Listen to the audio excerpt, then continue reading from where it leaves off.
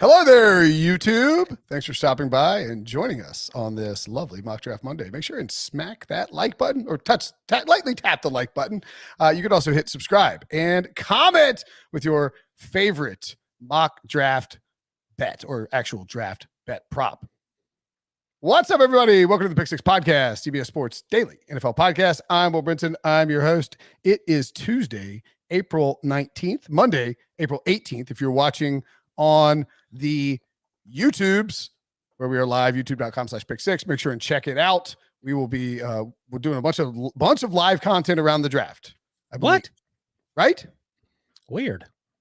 So subscribe, hit the alert button. You'll get notified when we go live. It'll be a good time. Wilson's going to be in Vegas. I'm going to be in Fort Lauderdale, Florida, which is really as close to Vegas as you could possibly get at this point. Where will it be hotter? Let's play that game. I mean, I'd much rather be in Vegas than Fort Lauderdale. No. Where will it be hotter temperature-wise? That's all I'm asking. On the beginning of May, I would say. Don't look. I'll look. I'll say I'm not looking. I was reading Debo's message to me. Oh wow, you got fired? Yeah, that's right. Okay, well, I guess I won't be in Fort Lauderdale. I'll say Las Vegas in May. I feel like.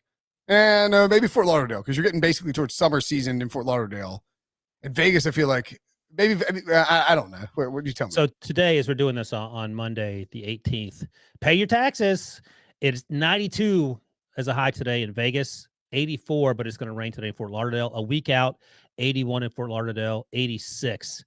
Vegas is a dry heat, though. Like I can live with the dry heat all day long. Yeah, just can't handle the. I lived in Tucson, Arizona for 2 years. I used to tell people, listen, if it's 105. It's dry. I get it. Put your hand on the stove. That's a dry heat too. It ain't a lot of fun. That's true. I will say this though, like 85 in this, like 85 or like 88 to 90 in the summer down in Eastern North Carolina. No, brutal, buddy. I mean, it's like lying in a New Orleans swamp. That's right. You're just drenched sweat. And that's why God invented Asheville, North Carolina in the summertime. That's right, baby. All right. By the way, if you want a question answered on a future mailbag, there's only, I guess 52 left. no, but one before the draft. So right. Draft-related question. Go ahead and get it in. Leave a 5-star review on the Apple Podcast, and we will answer that question. Draft prop season is white hot right now. There are rumors flying. I heard a crazy. Well, I don't even think I share it. Why not? Well, because it's just, I think it's just not real. But it was like. Well, I want to hear it. All right, I'll say this. The crazier, the better. There was a crazy rumor on Sunday night, Easter evening. By the way, Mel Grunwald in the chat says, Happy Easter. Happy Easter to you, Mel. Love Easter. Do you? Time of renewal, Ryan. Yeah, my wife was telling that story to the kids. I didn't realize that. I was like, Easter egg times. Wait, you didn't realize that? Spring in general, like even before Easter was a thing, like the pagan holiday, like they used to celebrate spring being a time of renewal because everything's coming back from the winter as well. Yeah, and I don't know if you know about this guy, kind of popular in some circles, goes by the name of Jesus. Who? He also came back. I know. I said prior to the religious holidays of Easter. I got it. Anyway, the rumor I heard. Jesus Shuttlesworth is the bomb too, by the way. Yes, indeed. Don't F with a Jesus, man. The rumor I heard involved a top 20 draft pick and potential a car situation. Oh, so this isn't team A is going to take player X. No, it was like this is player Y. Just something might have happened with player X. Who I'm not going to name, but like, I mean, if that had been the case, did something illegal with a car? There was no specifics to it. Just did something with a car. Did donuts in the mall parking lot? I don't know. Wore a bong mask? We're talking like deep, like seated internet rumor. Anyway, yeah, you're doing like, I'm just saying that's the type of year. That's the time of year it is. You didn't ease into that one. You just jump right in with both feet on the conspiracy theories, huh? Yep, absolutely. All right, we're going to talk about over-unders, mock draft positions, and preeps. We'll start with my guy, Ike Ekwonu. What are preeps? Props. Oh, I was like, golly, that's another thing I don't know about. All right, let's go with Ike. Over under for Ike Ekwonu is 3.5. The over is -130. The under, even money. Obviously, for this to hit, for the under to hit, Icky would need to be drafted in the first 3 picks by either the Jaguars, the Lions, or the Texans. Conventional wisdom. You know what? Let's go ahead and lob in. Should we just let's loop in Evan Neal here too as well. What's his number? His number is 4.5. 4.5. The over is minus 140. What? And we always say these are reactionary markets, right? Even at this point, they're not getting any inside information. No, they are operating based on what people are saying. Here's the thing, and speaking of conspiracy theories, if you're Dan Snyder and so far down the road of probably getting in trouble and maybe losing your team, you should be leaking information to the books and then making those bets and making one last run at it before you get run out of town. That's right. It's like Washington and Dan Snyder could do anything, but you just messed with the 31 other or 30 other billionaires' money, and that's right. That's you don't want to do. All that. Allegedly, by the way, I don't know what Dan Snyder may or may not have done. What these two numbers are telling us, and obviously, again, with Neal, the under means he's drafted in the first 4 picks. What these two numbers are telling us is that there is an increased belief around NFL draft media and around the teams that has been pushed out into the media that there are going to be 3 edge rushers or 2 edge rushers and a cornerback or 2 edge rushers and a quarterback taken in the first 3 picks. So I'll ask you, Wilson, what do you think about Icky over under 3.5 and Evan Neal over under 4.5? We'll start with Icky. 3.5 is a great number. And I say that because I've had him going first overall to the Jaguars in recent mock drafts. I don't think he goes there, but I think he makes the most sense in terms of helping the Jaguars immediately. So then is he going 2? No, because they're probably taking an edge rusher of some sort. Even if Aiden Hutchinson goes first, maybe Trevon Walker goes second, maybe even the general consensus is that if the Jaguars go with Trevon Walker first overall, that the Lions will sprint to the podium to get the card in for Aiden Hutchinson at number 2. Yeah. So if Aiden goes first, then it gets a little tricky because you could take an offensive line, but I don't think the Lions will do that. But I mentioned all this because on Tuesday, if you're listening to this on Monday or Tuesday morning, you can watch on HQ at 4 p.m. Pete Prisco and Chris Prassel will each be making picks for the first round. And Icky lasted until pick number 4 to the Jets. And that feels like, I don't want to say the lowest he can go, but 3.5 is a good number. And I don't know which side of it I'm on because he may not go 1, probably not going 2. That means he would have to go 3. Lovie Smith's sitting there at 3. They have a ton of needs. They do need offensive line help. But if they think the Texans are a guard, they think Ekwonu is a guard, they probably take Evan Neal. So my point is, do you want to take a guard at 3rd, at number 3? You don't. Yeah. See, if I'm betting on these two, I am taking if I'm looking at these two, I'm taking the under on Evan Neal, I think, because I think so too. He feels Prisco keeps saying that he thinks the Jags, that the Jags are still in play for Neal at first overall. Pete says so. I don't know. And I think Pete just likes Neal better, but I don't think it's out of the question that they say they should take an offensive tackle, I think. Right. Everybody thinks they should take an offensive tackle. And again, with Neal, the 2 landing spots in that top 3 with the Texans and really you could, actually, you know what? The 3 landing spots in the top 4 where you can win with Neal on the under, you have the Jaguars who have Cam Robinson. You have the Texans who have Laramie Tunsil. And you have the Jets who have Mekhi Becton. All 3 of those teams would like those left tackles to work out. Well, you can play Evan Neal at right tackle. And you can argue you shouldn't take a right tackle with the first, third, or fourth. No arguing. I don't think people argue that anymore. Exactly. But there's also it serves as insurance too for your left tackle who you don't know if he's going to work out.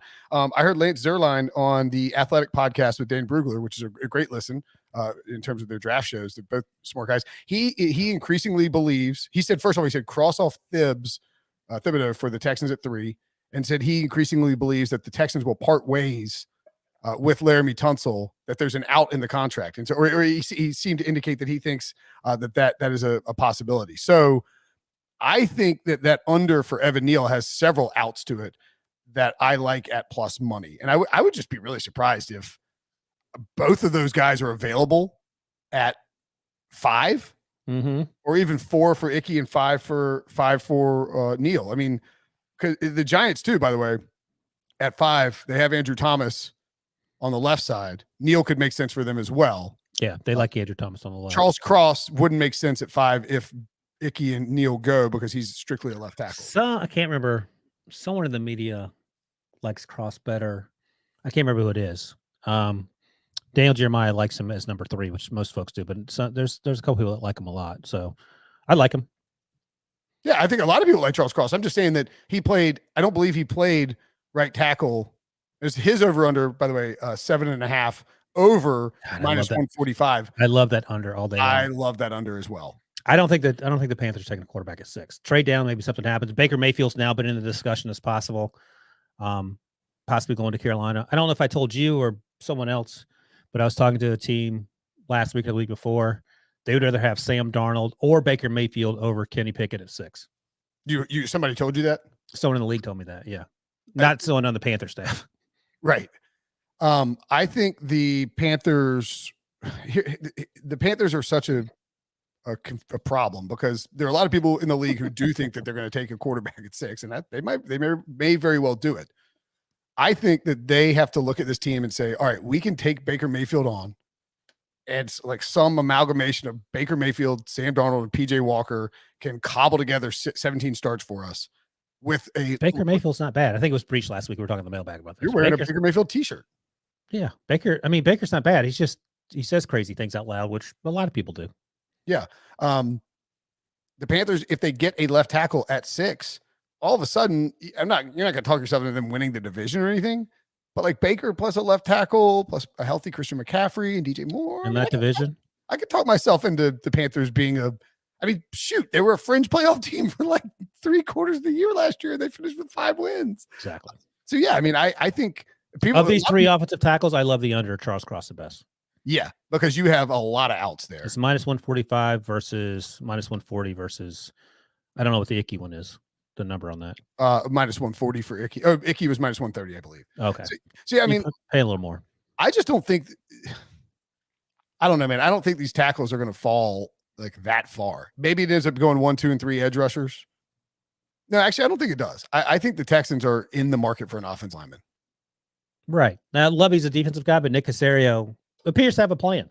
Yeah. Now, I don't know. Jack Easterby has been sort of hiding behind the curtain the last couple of months, so I don't know what he's up to. I don't think he has.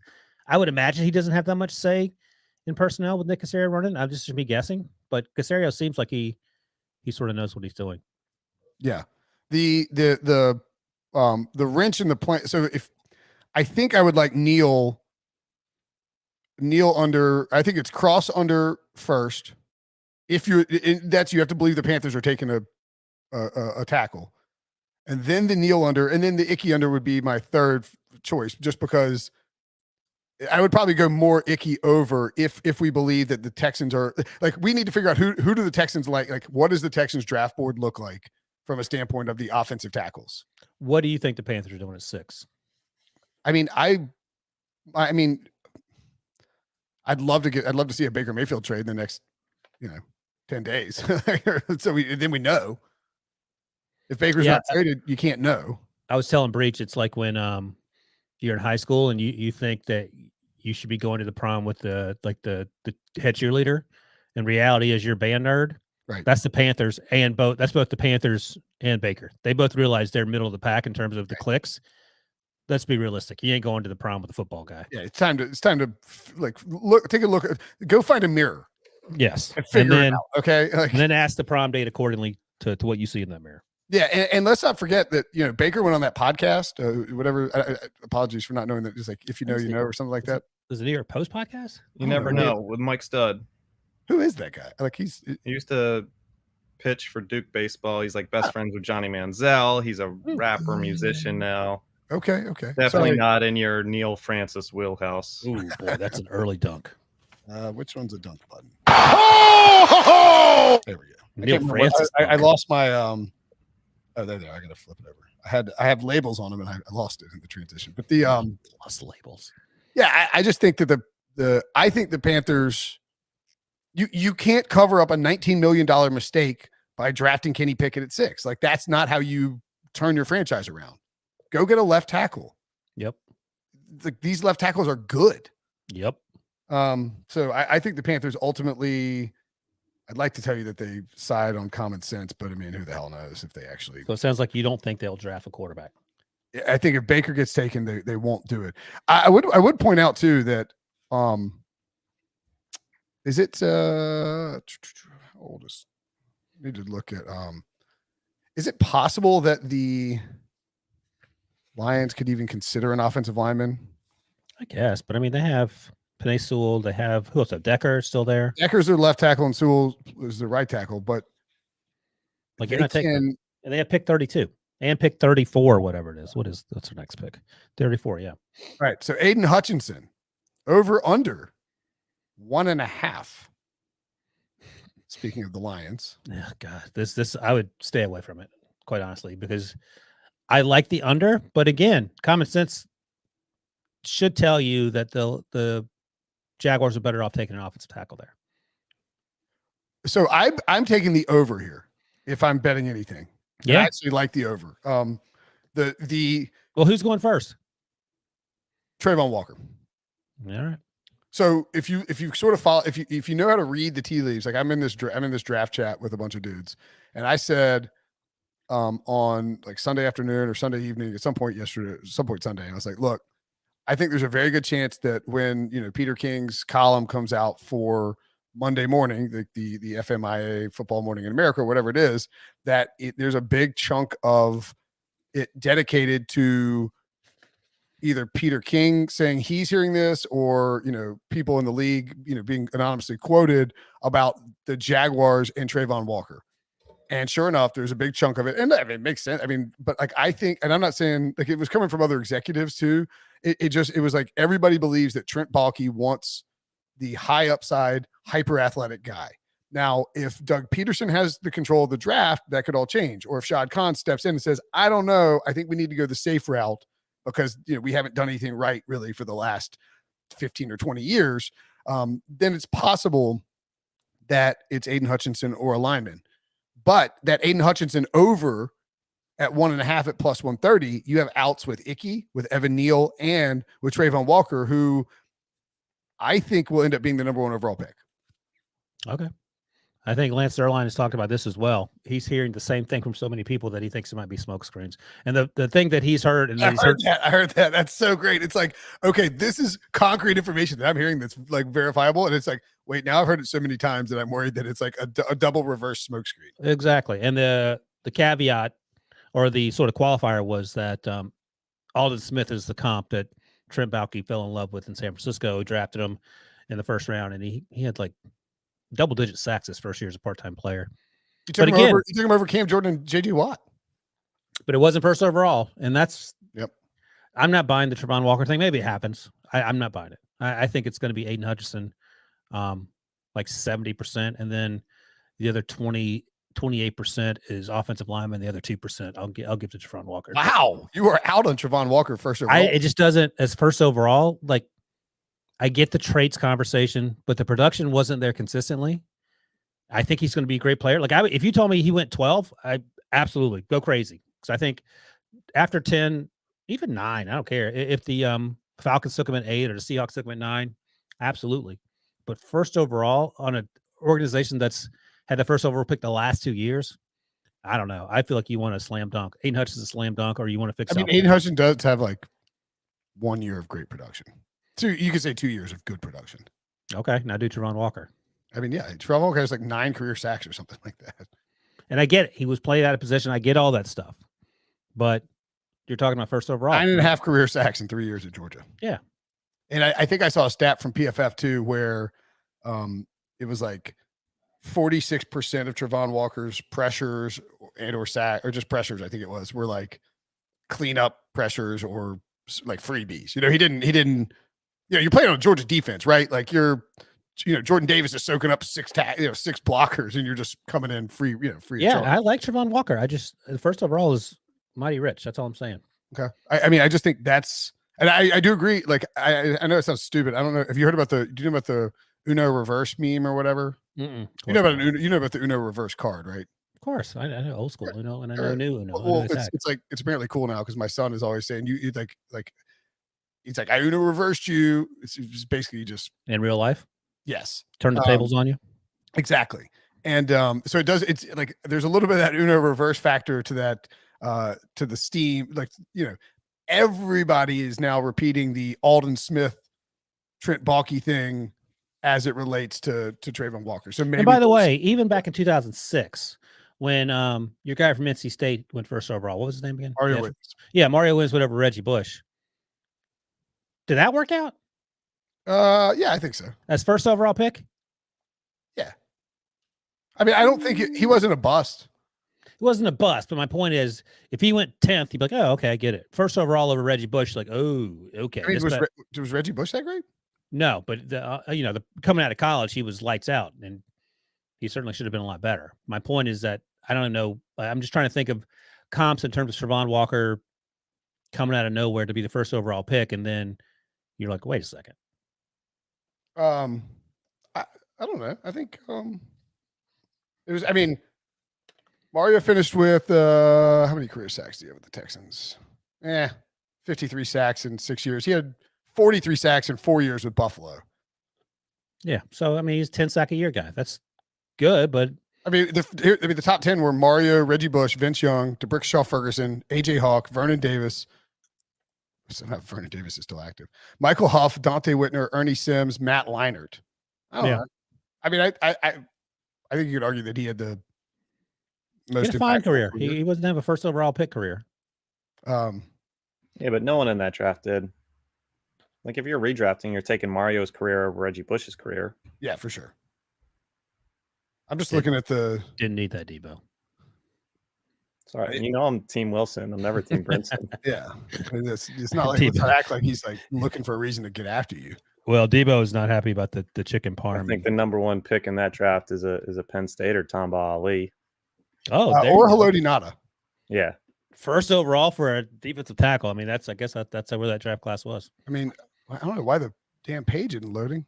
My internet's not going down. Didn't pay your internet bill. No, there's you don't want to get into it. Anyway, it's a whole thing. It's a whole thing. The Trayvon Walker prop that we got up on the screen, over 3.5 is plus 190, under 3.5 is minus 240. I just don't think you can do anything with that.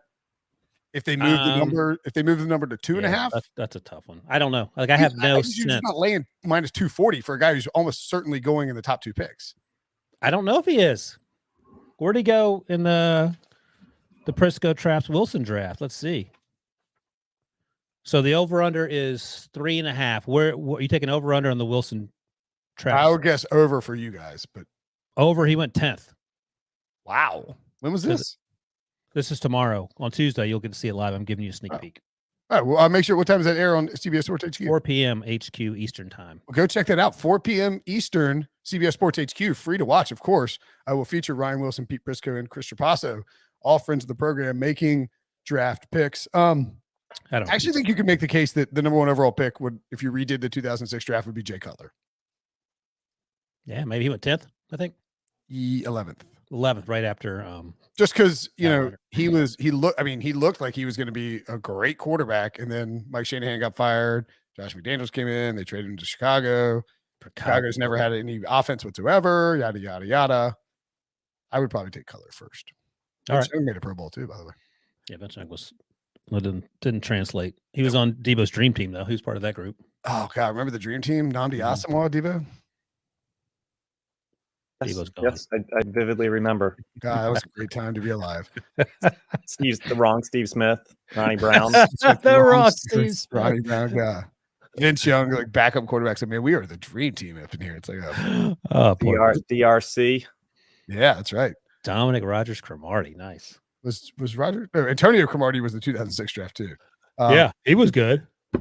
Oh my God! Do you know who would be one of the top picks in the 2006 draft? Actually, Andrew Whitworth. Oh gosh, just retired. Yeah. I mean, you could argue he should have been the first overall with the Super Bowl ring. I might take him over Jay Cutler, first overall. Yeah, Elvis Dumerville. Nick Mangold, really good lineman.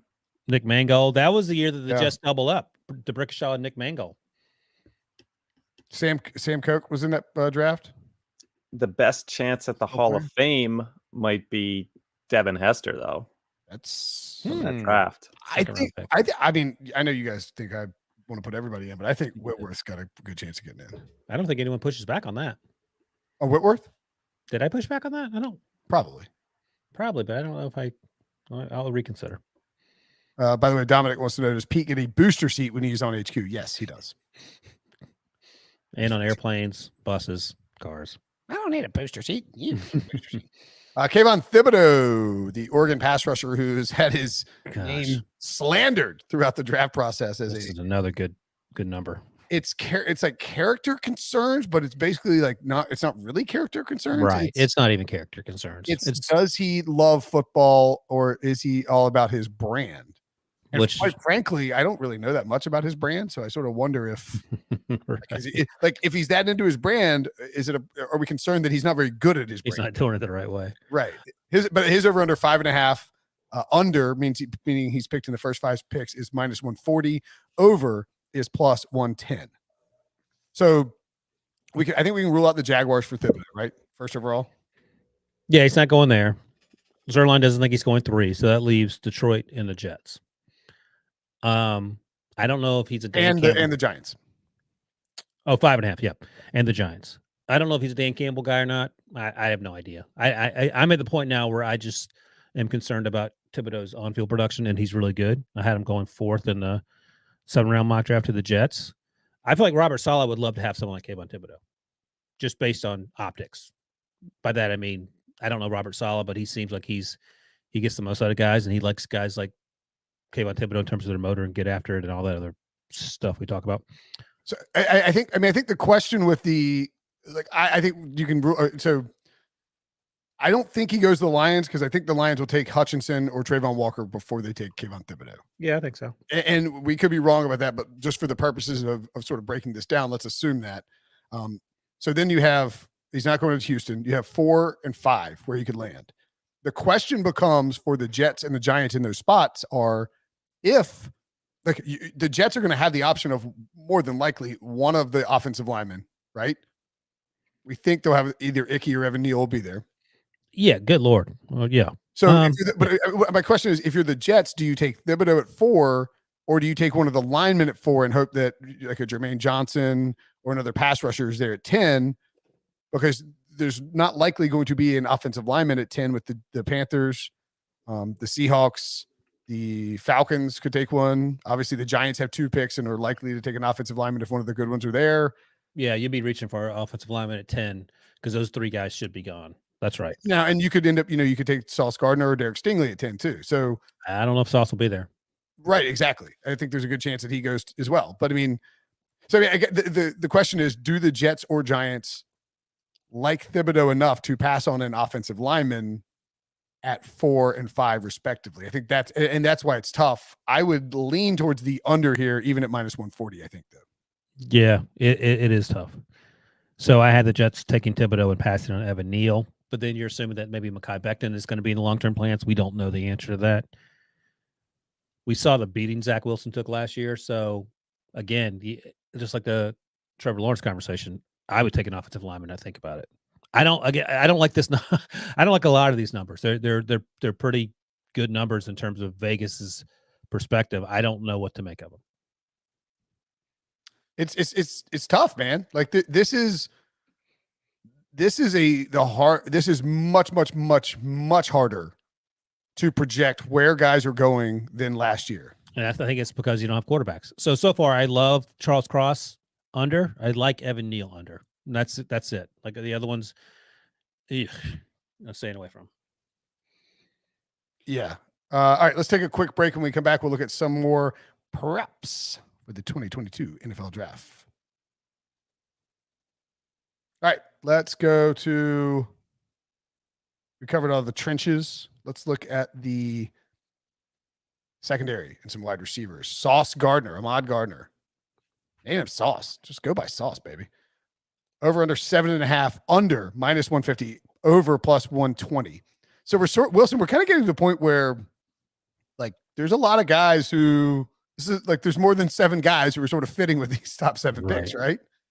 I mean, so we have Icky, Aiden Hutchinson, Trevon Walker, Kayvon Thibodeau, Evan Neal, Charles Cross, and Sauce Gardner. I believe that is 7. That's 7 guys. Is that the top 7 in the draft? What are the Panthers going to do? Yeah. So that's a quarterback situation there. Could a wide receiver sneak into the top 7? I don't think so. But I mean, it could be a situation where the Packers or the Chiefs trade up for one of these wide receivers, and they may feel maybe they have to come up this high to leapfrog the Falcons, who very easily could be in the wide receiver conversation because they have their best wide receiver is tight end Kyle Pitts right now. So that's the other consideration. Sauce Gardner 7.5. I am lukewarm to the under, but I don't love it just because you're squeezed. Like the bodies are getting close on the musical chair situation. If a quarterback sneaks in there, it's really tough. It's a wrap. Or it's like maybe the guy who gets pushed out is Charles Cross. If a quarterback goes in there, because that's probably only if the Panthers are the one that teams trades down to allows the team to get a quarterback. Well, no, I'm thinking if the Panthers take Kenny Pickett at 6 instead of an offensive lineman, Cross is probably the guy who gets squeezed out. Because you have the Jets, Giants, and Texans all have a left tackle in place in theory. Cross went top 5 in our 3-man mock draft. I'm releasing all the spoilers here. I would lean towards the under on Sauce Gardner, but this was 8.5 or even like 10.5 a few weeks ago. Yeah, that's the thing. Yeah, I'm staying away from this one. I'm still stuck on Charles Cross, loving, and Evan Neal liking. Unders on both. Yeah, I mean, it's just. Oh boy, I think I would take the under here if I had to bet something, but this has gotten a little snug for me. Derek Stingley, the other top cornerback, his over-under was like 14.5 maybe, because the Vikings were a perceived landing spot. It is now under 10.5, meaning he's taken the top 10 picks, minus 150, over plus 120. The way I see, I was texting with Prisco about this, and I said, or Pete, and I guess it was me and Costas and Prisco were texting about, I don't know where Jamie is. I said 4 edge rushers, 3 offensive linemen, 2 cornerbacks, and 1 wide receiver. I think that's your top 10. And Pete said it should be. He said Johnson's a little overrated. 2 quarterbacks could go. People around the league think that there will be 2 quarterbacks in the top 10. So again, that's sort of the wrench here in the discussion. Like, he keeps saying that. I know some people that don't think any quarterback's going in the top 10. Right. I mean, it boils down to, do the Panthers panic and take Kenny Pickett at 6? I don't think they do. And do the Seahawks or Falcons reach for Malik Willis? That's 1 quarterback. I mean, I don't. 2 could go for sure, but that would not be great. And actually, we looked back at the 2013 draft, and there was only really 1 quarterback in the mix until you guys got talked into Ryan Nassib in the last 2 weeks of the season. Unbelievable. But prior to that, it was Geno Smith. There was no EJ Manuel talk. Stingley, the problem is, like, Stingley at 10.5, minus 150. It's just like you're just getting the absolute worst of the number if you bet Stingley now. Yep. Because he's been making a lot of appearances at 11 with Washington, which is where I had him going, in at 12 with Minnesota. So is he going to go before that? And by the way, his pro day feels a lot like, to me, what happened with Jamar Chase. Yeah. Jamar Chase didn't play in 2020, he opted out, and then came to his pro day, ran in the 4.3s, and everyone's like, oh, this guy's still good. I think that's the same thing with Stingley. I got some Stingley under 12.5 a few weeks ago. The Vikings are at 12. It just feels like it would be kind of a surprise if Stingley made it past the Vikings at 12, given that would be it. I think that would be surprising. Yeah. And also, don't forget, last year, J.C. Horn, leapfrog Patrick Surtain, they both went 8, 9, 9, 10. They went back to back earlier than I think we had. It was 8, 9. Yeah. Horn went 8, and I think that's right. Yep. Because then the Cowboys traded out of 10 with the Eagles, who took Devontae Smith ahead of the Giants, who had traded back. And the Cowboys still got Micah Parsons. And then the Cowboys got Micah Parsons, right? I think I heard Daniel Jeremiah say there was like 9 non-quarterbacks who would go from last year's class who would go first overall in this class. Mm. Maybe I could be, I'm sort of paraphrasing there. I listened to the Move the Six pod, but you look at the list, like, is J.C. Horn the first overall pick in this class? Maybe not. No, I don't think so. But he's definitely top 5. Yes. Stingley, under 10.5, minus 150. It's just too, like, that's a bad number. Exactly. I just don't think you can bet that now. I don't know that I would lean towards I don't know that I would even bet the over, though. I know it's plus money, but you need to dodge. Like, if Sauce goes in the top 7 do one of the Falcons, Seahawks, or Jets take Stingley? Seahawks need cornerbacks. I mean, they need everything. And Stingley's, has massive upside. So I mean, I think again, like it comes down to like what do the Jets do at 4, and what do the Panthers do at 6? Because if the Jets go, let's say the Jets go Sauce Gardner at 4, then Stingley's going top 10 more than likely. Feels like it. I mean, there's just so many. But excuse me, if the Jets go Thibodeau at 4, then I think they probably come back at 10 and take Stingley. Where's Sauce? Well, I think Sauce goes to the in between there. Yeah, the Giants, or the Falcons, or the Seahawks. So Thibodeau at 4, and then circle back at 10. I think wide receiver is also in the conversation. For sure. So I mean, if there's a Garrett Wilson there, there's a Drake London there, you might think about that. So I don't know. Like this number is terrible. I'd like the over because it's plus money. I think it's a stay away at this point. Yeah. All right, let's look at Andrew Booth. Over under 26.5. We finally got some non, like something outside who's going to be the first overall pick and like over unders for the big guys. So I'll tell you, I love Andrew Booth. Like I like him a lot. His over under, by the way, for podcast listeners, 26.5, minus 115 on both sides. I think he's a top 20 player. I usually have him going around the Patriots, sometimes dropping a little bit to the Bills, but I think the over is in play only because he's had some injuries he's had to deal with, and that may push him down a little bit. That's the only reason. So just an injury history, nothing long-term, but teams may move him down a little bit and be focused on others. So I like the over of 26.5. Although that I wish that number. You have him going 21st of the Patriots. Yeah, I'm not concerned about the injury stuff. But I know teams are concerned about the injury stuff. Okay. I wish this was more like a 22.5 or 21.5, but 26.5. I'll still lean over because he could fall out the first round. Yeah, that's possible. Is he the number 3 corner? Trent McDuffie is. Oh, yeah. He's my number 3. Some people like him number 2 ahead of Stingley. Wow. Fair enough. But Booth is usually around 4 or 5 for people. I like him 4. Okay. Trent McDuffie, over under 17.5, the under minus 130, the over plus even money. And the team at 17 is the Chargers. Ahead of them, the Saints, Eagles, Ravens, Texans, Vikings, Commandos. So I sort of like the under here. Yeah. Those teams feel like they could certainly draft a cornerback. I mean, look, the Sauce Gardner, Stingley, and McDuffie over-unders are probably correlated. Oh, yeah, 100%. Like if Sauce goes over 7.5, Stingley's probably going over 10.5. And if that happens, then McDuffie's probably going over 17.5. Well, the only thing is there might be a run on corners if people start to get nervous. So then you got to figure out. I wouldn't want to bet Stingley over 10.5, McDuffie under 17.5. So over 10.5 will get you the Vikings at 12, and then at 13 the Texans could take McDuffie. Sure, that's true. That's fair. So let's see who else we have. You have Houston. I think the Ravens would rather have offensive line or edge help. The Eagles could certainly be a consideration at 15. And again at 8. Maybe right. Oh, 18 to get them over. So and then the Saints at 16. The Saints aren't that. God, if they go corner, that'd be hysterical. And then the Chargers probably would rather have defensive or offensive line help. So you have a couple options there. You'll be sweating. I mean, there's no doubt about it. Oh, Dominic actually floated an interesting theory. What if the Jets went cornerback, Sauce and Stingley at 4? Hey, 2006, we were talking about it. They went offensive line. The Brickashaw and Mangold. Maybe so. I think they'll go pass rusher there, but maybe you're right. Maybe the McDuffie now is correlated. Garrett Wilson.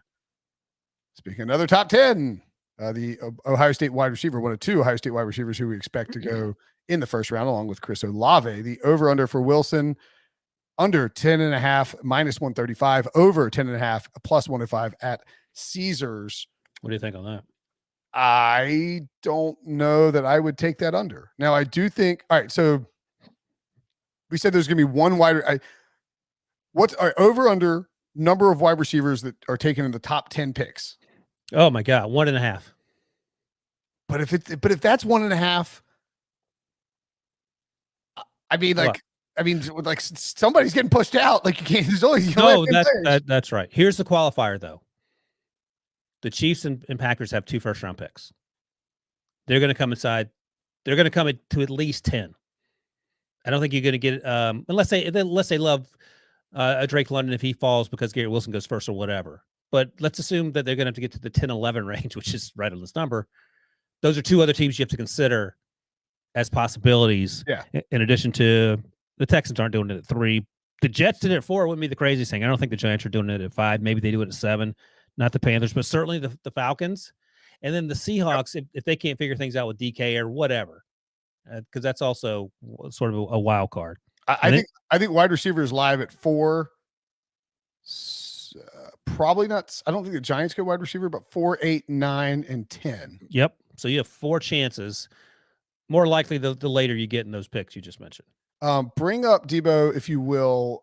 Do we have Jameson Williams over under 11.5 over -180 under plus 150? I am all over that under. I think Jameson Williams is the guy. And here's the other thing. Like you were talking about the Packers and the Chiefs trading up. If the Falcons and the Jets want wide receivers, they're not moving. So 9 and 7 are their best bets to get up there to those spots. Seattle and at 7 is the Giants. So that, again, that's inside 11.5 and 10.5 to get to that spot, assuming those teams want to move up. Maybe they don't, but and the Saints need a wide receiver. And who knows what the hell they'll do? Because again, they traded back into the first round a few years ago for Marcus Davenport. They'll do anything. The other thing about Jameson Williams, you look at the Falcons. So Jameson Williams coming off an ACL. Yeah, fine. Let me ask you this. Who is more likely to play like at 100% in 2023? Jameson Williams or Calvin Ridley? Like, I think you feel better about Jameson Williams coming back from an ACL than you do about Calvin Ridley coming back from a gambling suspension. Well, his suspension's a year long, isn't it? Yeah, I'm just saying, like, you know, who knows? Like, out of football for a year, you know, already out of football for 6 months. My whole point is just that I think I don't think teams are worried about this ACL at all. I said ACLs are like ankle sprains these days. I said in January after he got hurt, 3 teams told me he's still a first round pick. He'll fall a little bit, but I think he goes top 10. I like the under here too. Like I'm fine with that. And so you're getting plus money, 1.5 plus 150, and you bring Washington into play. Who could? Oh, right, yeah. You bring. So I mean, like you have the Jets at 4. I don't think they take Jameson Williams at 4 with the 10th pick. That would be awesome, but yeah, I think you're right. The Falcons at 8, I think is very viable. Seahawks at 9, like you say, the DK thing. Maybe they're like, all right, let's draft Jameson Williams and trade DK for 2 first, or a first and 2 seconds, whatever. The Jets at 10 are live, and the Washington Commanders at 11 are live. I think he goes in one of those spots, or some team trades up to get Williams. So I like the Williams under. Probably lean towards the over on Garrett Wilson, although certainly, you know, just because it's plus money. Okay. Ooh, I don't know. Chris Olave over under 17.5 minus 115. I like the over there. He's just not as explosive to me as Garrett Wilson or Jameson Williams. He's a good route runner. He didn't play as fast as his teammate Garrett Wilson. I haven't talked to any teams about him specifically, so I don't know where teams are at on him. But to channel BMAC, me personally, I like the over 17.5. Okay. I'm not going to challenge you on that one. I don't think. I could be wrong. Like this is just my gut, so I'm not sure where folks are in the league on him. Well, the wide receiver thing is like. By the way, the over under for wide receivers. I'm so mad about this. Do we have the?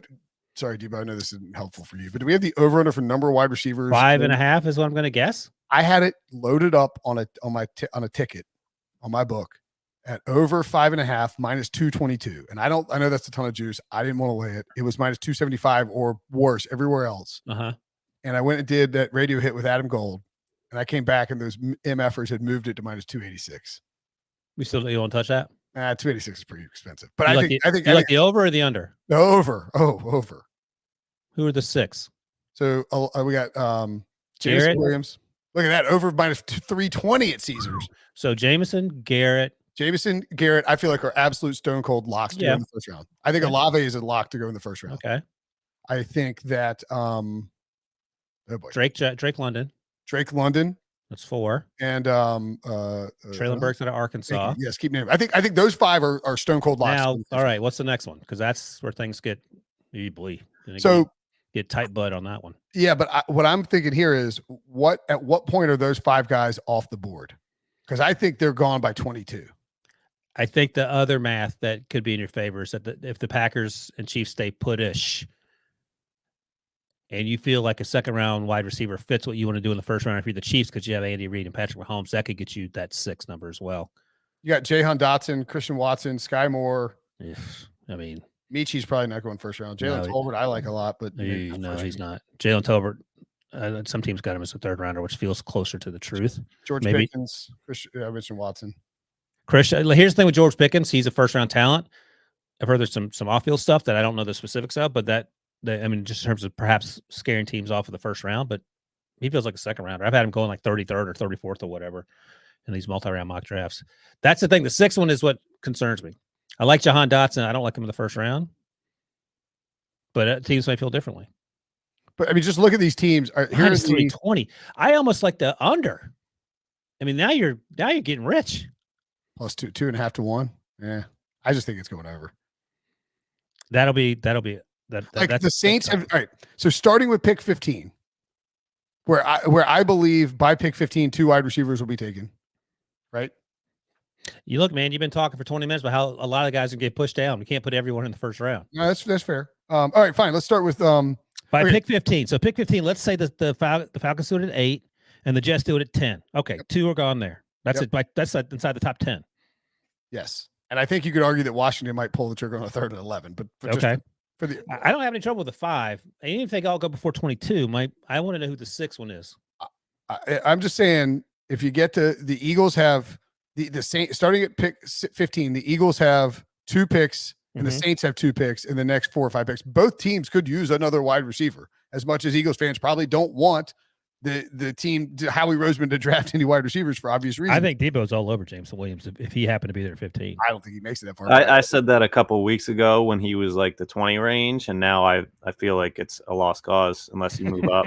Yeah, I don't think he makes it to 15. I mean, he might. He might. I mean, that feels like the bottom for him maybe at this point. Yeah. But again, you have to understand this is all the what's it called? Where you're in the bubble and hear the echo chamber where you only hear. We're not talking to. Like, I haven't talked to anyone since he got hurt about what their plans are with him. I just said he was a first round pick, so he could be there. But anyway, go ahead. I'm just saying you got two picks each for the Saints and Eagles, both of whom could certainly draft a wide receiver. You have the Patriots, who that's not really their jam, but they just traded for what's his name too from the Dolphins. Devontae Parker. Hey, don't you what's his name him? Your guy Devontae Parker and Sammy Watkins on the move this week. The Packers at 22. The Cardinals at 23. Where does Sammy go? That crazy to take a wide receiver. Where does Sammy go? The Packers. Oh, he did? Yeah. I forgot. I saw he's number 1 now suddenly. Man, I don't know what the Cardinals are doing because I don't know what's going on with the quarterback. But yeah, they could take. They do need wide receivers. That's true for sure. Cowboys probably won't take a wide receiver, but they drafted CeeDee Lamb and nobody thought they needed a wide receiver. Yeah, no one even got mad at that. That was actually the right pick. Bills don't feel like a wide receiver team, but it would be insane if they had a good grade on somebody. The Titans could certainly. But the problem is when you get down here, you're talking about a team taking the 6th wide receiver on their board as opposed to the 2nd or 3rd, whatever position they might also need help at. Yeah, like the Lions at 32, I think are unlikely to go wide receiver, but it sort of depends on what they think the Jaguars, because they have the pick at 34. Right. If the Jets go 2 defensive players, I think they're absolutely live to trade up into the first round and grab a wide receiver if somebody falls. Yeah. That's only if there are 4 guys off the board at that point. I don't know who the 6th one is that someone's trading up for. That's just me. I could be wrong. I mean, the Chiefs are probably going to take a wide receiver, and the Packers are probably going to take a wide receiver. When was the last time the Packers took a wide receiver in the first round? I mean, if the Packers have 2 first-round picks and don't take a wide receiver, it's going to get awful. They didn't take a wide receiver 2 years ago in the deepest mock draft ever. Not only the first round, in any round or as an undrafted free agent. Yeah, it's insane, man. I'm going to look at the mock draft database to see how many media folks, how many they have wide receivers going in the first round on average. Yeah, I think at this point with a 5.5, you can't lay minus 320. That's just too expensive. But I'm just convinced there's going to be more than five. So I don't want to take the plus 250. But hey, you're the draft expert and junior draft expert, and you think plus 250 is a good price. All right. So let me tell you quickly the consensus mock draft on mock draft database for wide receivers. 8 is Garrett Wilson. That's 1. Drake London 10. That's 2. Jameson Williams 19. So that's good news for Debo. That's 3. Traylon Burks is 4 at 22 to the aforementioned Packers. Christian Watson is 5 to the Chiefs at 30. Did I miss one? I don't think Olave's in here. Oh, Olave. So there's 6. There's 6. So Christian Watson is a consensus first-round pick on the media mock drafts. Right. But yeah, and that's at 30, so you're getting close. Jahan Dotson is also routinely in that. So that's 7 wide receivers, and the media folk going back and forth on these mock drafts. Christian Watson, 9% of the mock drafts that Mock Draft Database follows. So, I'm saying there's a chance. Just looking at the grades from Lance Zierlein at NFL.com, and I'm not throwing your grades out. Or your rankings out. He's just got a specific number. He does. That's a good place to start. Yeah. 6.5 for and by the way, his scale, does he have a? I'll tell you, like 6.5 is a first or second rounder for Lance. Yes. So there's that's like a specific scale they use where it's like 6.5, like 6.5 should be a league average starter within 2 years or something like that. So he only has 3 first round grades, 3-ish. Well, so he has Garrett Wilson, Traylon Burks at 6'5", Jameson Williams at 6'4", Chris Olave at 6'4", Drake London at 6'4", and then a drop off. Those are the 5, right? Then he has a drop off to Christian Watson at 6'2", Dotson at 6'2", Sky Moore at 6'2", George Pickens at 6'2", Jalen Tolbert 6'2", and then a drop off again to Michi at 6'18". My point being is that yes, there is that drop off after 5. That's why this line exists at 5.5. But though, if you're a team at the back end of the first round, like the Chiefs, and you're thinking, okay, we need to get a wide receiver, you don't pick again until number 50, right? I don't believe the Packers. I understand that number 53. So 6.27 that Lance has, that's a second/third round grade. So that's like the bottom of the second, according to his grading. So that's one person, but that's sort of where he's at. So but you know what I'm saying? They're like, I get it, but I feel like 5.5. I don't know if it's going to happen. Okay. So that's good. That could just be me erring on the side of being conservative with the wide receivers. I just don't know who the number 6 is. I mean, Justin Jefferson was the 5th wide receiver, and he turned out to be great. So again, maybe Christian Watson, or Jahan Dotson, or Sky Moore. I mean, maybe I'm just saying. I think a team at the back end of the first round, like the Chiefs or Packers, if let's say the Packers go Jordan Davis with their first at 22. I mean, you're not picking again until, what did I say the Packers had? 28. They have 22 and 28. No, I know, but then you're not picking again until 53. So it's like, if you're going to take that wide receiver, if you're going to get a wide receiver, and you sort of kind of, I mean, you feel like you have to, but maybe not. 28th, that sort of sweet spot where you might end up getting a run on like you did 2 or 3 years ago, and when you ended up taking AJ Dillon in the second round because all the wide receivers were gone. Not that AJ Dillon didn't awesome. We were all stupid. But that was that deep wide receiver class. There had to be wide receivers around. And there weren't. And yet there weren't. I'm going to check. Okay. Let's run through a couple really quickly. Kyle Hamilton. Over under 9.5. The over is now -160. It's almost like, I noticed he was Lance's top rated prospect. It just feels like he's not going top 10. Yeah. I mean, that's the media perception. Pete doesn't like him as a top 5 pick. And Pete's right on this. Like, when was the last time a top 5 safety panned out? I mean, Sean Taylor, was he even top 5? He was top 10 for sure. He panned out. But Jamal Adams was top 5, I think. Did he pan out? Sean Taylor's 5th overall. Jamal Adams panned out for the Jets, and that they got 2 first-round picks for him, but that's about right. It. Yeah. And then like the other 2 Hall of Fame safeties. In the Eric Berry. I mean, Eric Berry was, I don't know if you'd say panned out. I mean, he was really good, but he obviously had cancer. I mean, like, he was good, but he was like, if you took him 15th, you feel great about it. Earl Thomas, how high did he go? Earl Thomas was the 2nd pick by the Seahawks in the first round. He wasn't even top 10. I don't think. Okay. And then you have to go back 20 years to Ed Reed and Polamalu. He was 15, Debo? I think he was 14, because we talked about this before, where they took Russell Okung 9th and then Earl Thomas. Big Eagles target, and they drafted Brandon Graham right before him, and it was a thing for a while until Brandon Graham turned good and helped them win the Super Bowl. Yeah, I think Earl Thomas. Because then I got Derek Barnett and Brandon Graham drafts mixed up. Right. Earl Thomas in the middle of the first round makes sense, but you have to go back to. I mean, Earl Thomas would be a top 5 pick if you redid it, and you'd be fine with that. But like you would need the benefit of hindsight to justify that. Yeah, you have to wait. Right. But I think my point is that Ed Reed and Troy Polamalu are the slam dunks, and they both went middle of the first round and late first round. Drafting a safety in the top 10 is with pass rush, offensive line, cornerback, and wide receiver talent is a risky proposition. It's a risk. I like that other Roy Williams. The other Roy Williams. He was top. Oh, the safety at Oklahoma State. Well, how did he go, Debo? Oklahoma, I think, right? Ooh. Not OK State. Oh, I don't know, Debo. Usually I think he's a boomer sooner. You could be right. You're right. God dang it. Usually I'm pretty good at that too. Dang, Debo got me. The other thing that is interesting that PFF has pointed out, I believe, and one would presume that this sort of information and line of thinking has, and PFF works with, I think he went 8th overall. Roy Williams went 8th overall. The last time I talked to somebody at PFF, I think they said they were working with like 30 or 32 NFL teams. I would guess it's probably 32 of 32. And it'd be funny to maybe the Bengals are too cheap or like somebody hates it. Like there's two. Let's say it was funny to think of who the two teams would be, but they were noting that not only is it positional value wise expensive to draft a safety in the top 10, but from a contract perspective, like you are allocating dollars poorly via that contract, and the ensuing contract you will have to pay the safety by drafting a safety in the top 10. Yeah, right.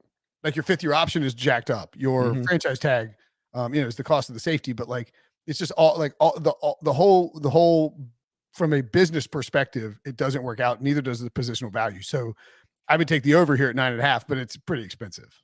It's pretty expensive. I think I've got a Hamilton at over 8.5 minus 147. I took. Oh, that's good. Yeah. I mean, I'd be fine with over 9.5. You just got to be. And the Falcons could be a landing spot. I mean, that could be the thing. Sure. They need everything. Right. Everything. And like I guess the Seahawks would get the over there. Devontae Wyatt over under 29.5 minus 115 on both sides. Your thoughts? I actually like the under here. Like I like Devontae Wyatt a lot. Again, he comes from that Georgia defense where they played 12 snaps a game because they were just dominating people. I think he makes sense for the Eagles in the middle of the round with one of their picks. I think he makes sense for the Steelers at 20. 29.5 will get him to Kansas City with their second first rounder. The Bengals and Detroit. Detroit could take him at 32 for sure, but I think there are so many opportunities before that. Dallas could take him at 24. And worth noting that he was arrested on 3 misdemeanor charges of criminal trespass, damage to property, and family violence back in February of 2020. That's okay. What we call a giant red flag. Yeah. Actually, that's a good point. It's funny you mentioned that because I had forgotten. Someone mentioned to me that he had some off-field stuff. I didn't know what it was, and you just mentioned that maybe that's what it was. I didn't follow up because I was like, okay, yeah, okay. I think it's that's a problem. That I reconsider what I said. Just like I was concerned about the injuries with Andrew Booth, the cornerback, going over 26.5. That's okay. That's an issue. So 29. I don't. It's 115 on both sides of it, minus 115. Golly. I don't know. I don't know what the interviews were like with him, so I don't know where teams are in terms of his off-field stuff. All 3 charges were dismissed a few months later, and the following statement from the prosecution was given to the Athens Banner-Herald. After carefully reviewing the evidence and consulting with the alleged victim, we decided to dismiss the case in the interest of justice, the chief county solicitor said via an email. So that's, it's something. And like I think WalterFootball.com reported that some teams had dropped him from the big boards. I don't know if that's true or not. On the field, he's under 29.5. Off the field, I don't know where teams are at, so I'm staying away. Yeah, I think it's probably stay away. Because here's the other thing too: is with a situation like that. I mean, whether it's fair or not, like the attention that a team will get for drafting a player with red flags off the field in the first round is dramatically different from the attention that a team will get for drafting a player with red flags off the field in the second or third round. Right. Boy Mafe. Yeah, I was going to say Larry Tunsil actually fell in real time during the draft day when I think it was his dad who tried to. I think it was like his stepfather released the video of him taking a bong hit via gas mask. Well, I mean, what if you were in Colorado and weed was legal? I don't think anyone would care now. Even then, people were like, I mean, it's just a bong hit on a. I think I saw it was like Ian Rappaport noted. He was like, I didn't expect when I woke up that morning to be saying bong hit and gas mask on live television, but here we are. Yeah, I mean, it's that sort of thing leaking out during the draft will absolutely cause you to fall. Red flags. I think the domestic violence stuff, if there are the red flags with that, is obviously even. Like you say, like I don't think if somebody was like smoking weed now, they're like, well, I mean, yeah, he's a college kid. Like, yeah, right. Shock me. Boy Mafe, over under 31.5. The under is -130. So this is interesting because Boye is 23.5, so he's older, and that's a concern on some level. He's a really good football player. He's explosive, yada yada yada, all that other stuff. He plays in the edge, plays mostly in a 2-point stance, so he may have to move inside a little bit more, depending on what the team is that drafts him. But 31, I mean, that's at the bottom of the first round, so 30 makes sense to the Chiefs. 28 to the Packers makes some sense. Tampa Bay at 27 makes some sense. I just don't know because of the age, it's going to be close. And some teams view him as a second-round pick. So I would probably take the over here. It's plus money. But I've had him regularly going to the Cardinals at 23 because they need edge rush help as well.